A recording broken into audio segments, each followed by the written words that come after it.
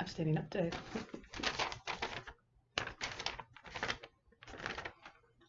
Name it. I had a therapist challenge me with that. Name it. I was trying to overcome an abusive past and make myself a better person. It's easy to become very toxic when you've been abused because it's all you know. So she said, name it. And that way you can own it. If you don't name the thing, you can't own it, and therefore you can't decide if you're going to reject it or if you're going to keep it. But it's really easy to name the bad. Because if you've ever been through trauma, you know this, you live it over and over and over again. And there's as many names for the trauma as there are edges that it cuts you with. So we're going to take the same philosophy of naming it, and we're going to name other things so we can call them into our lives and accept them as we need. And today I'm going to talk about 3 fundamental things and the 3 women that brought those things into my life and in me. We have on our very campus a wonderful gem of a person by the name of Dr. Monique Bruner. Dr. Bruner, unlike every other manager I've ever worked with, including myself when I was a manager, has such a unique managerial style. In corporate America, they view employees as liabilities that you need to squeeze every drop of life out of in order to make a profit.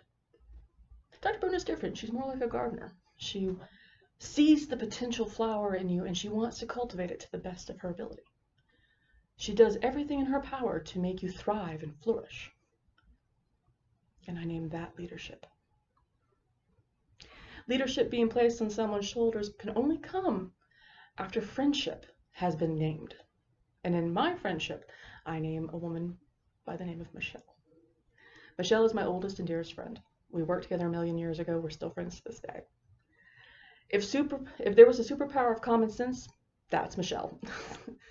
She's the type of person who has a soft heart and a sharp tongue.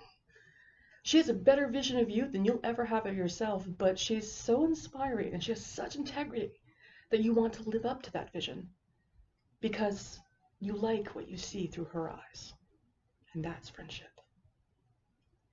But even with friendship and leadership given to you by these wonderful people, an abused person will always have dark places, vulnerable places they don't want anybody to go into. It's too tender, too sore, and they will never heal. Unless a special person comes into your life. And for me, that person was named Kat. Kat came in my life and she showed me, the person who had been drilled into my head at every moment of my life, that every bad thing on the planet was my fault and I deserved what I got. But no, I didn't. And that I was capable of not only loving someone, but being loved in return. And that is named love.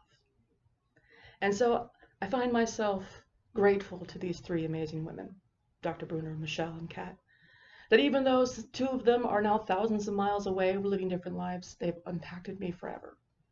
And I am always grateful. Thank you.